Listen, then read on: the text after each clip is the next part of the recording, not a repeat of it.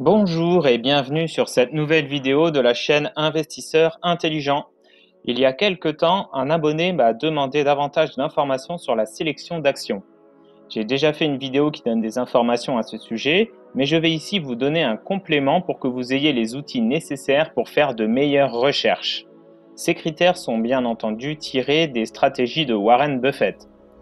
Alors première chose, le cercle de compétences. Warren Buffett rappelle très souvent que le cercle de compétences est très important à connaître pour un investisseur. Cela veut dire qu'il ne faut investir que dans des sociétés dont on comprend le fonctionnement. Il faut déterminer les secteurs d'activité dans lesquels nous sommes à l'aise et exclure de sa liste d'investissement toute société dont l'activité échappe à notre compréhension. Par exemple, en ce qui me concerne, je n'investis pas dans les mines d'or ou dans les sociétés liées au tourisme, ou encore dans le secteur automobile. Pourquoi? Parce que si je me projette dans 10 ou 20 ans, il m'est impossible de savoir ce que deviendront ces secteurs. Je ne sais pas à quoi ressemblera le tourisme par exemple. Il y a 20 ans, qui aurait pu penser que Airbnb allait concurrencer les hôtels? Alors qu'en ayant investi dans Robertet, j'arrive tout à fait à me projeter dans 10 ou 20 ans. Cette société produit des arômes naturels depuis plus de 100 ans et va continuer d'en produire durant les 100 prochaines années. Je dors donc sur mes deux oreilles. Même si nous pouvons produire des arômes artificiels, les arômes naturels restent de meilleure qualité et beaucoup plus recherchés. Rien ne pourra remplacer cela. C'est ce genre de business que j'apprécie. Alors pour résumer, sachez ce que vous ne savez pas. C'est très important. Beaucoup trop de personnes se lancent dans l'achat d'actions sans savoir dans quoi ils mettent les pieds. Deuxième chose, les bénéfices non répartis.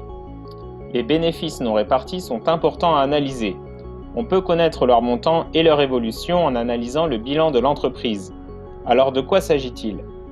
Tout simplement de la partie des bénéfices qui n'est pas distribuée aux actionnaires. C'est la partie des bénéfices que l'entreprise conserve pour assurer son avenir, pour améliorer sa solidité financière ou assurer sa croissance. Ainsi, si une entreprise ajoute 1 euro à ses bénéfices non répartis, il serait logique que sa capitalisation boursière prenne 1 euro.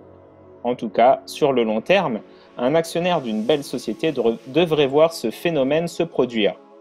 D'ailleurs, dans sa dernière lettre aux actionnaires, Warren Buffett disait ceci en parlant des 10 plus grosses sociétés de son portefeuille dont Coca-Cola ou American Express font partie.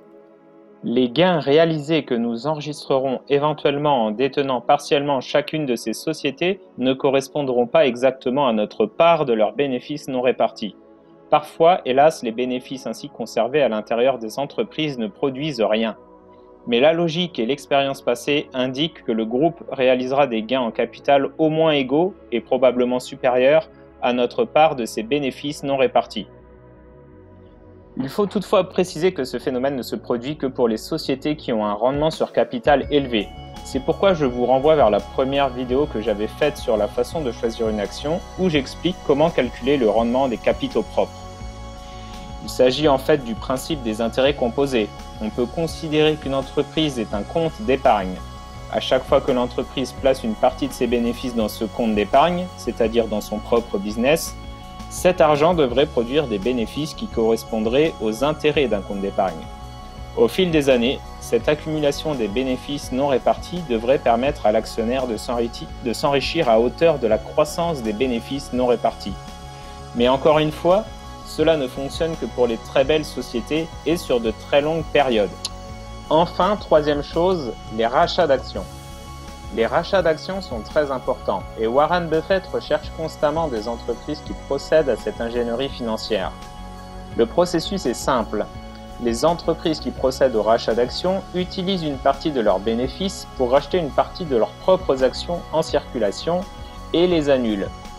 Cela permet d'en réduire le nombre en circulation et, mécaniquement, de faire augmenter le cours des actions restantes. Au fil des années, ce phénomène peut engendrer d'énormes bénéfices pour les actionnaires fidèles.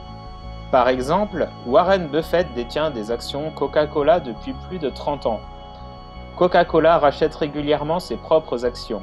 Ainsi, entre 2005 et 2020, la part de Warren Buffett dans Coca-Cola a augmenté de 0,9%. Tout simplement parce que Warren Buffett n'a pas vendu d'actions durant cette période, alors que dans le même temps, le nombre d'actions Coca-Cola a diminué. Donc sa participation a augmenté sans qu'il n'ait besoin de dépenser un seul dollar supplémentaire. Et 0,9% de plus dans Coca-Cola, ça représente un gain de plus d'1,8 milliard de dollars. Alors il existe peu de sociétés en Europe qui réalisent des rachats d'actions. Ce sont plutôt les sociétés américaines qui en font. C'est en partie pourquoi les actionnaires américains sont plus prospères que les actionnaires européens.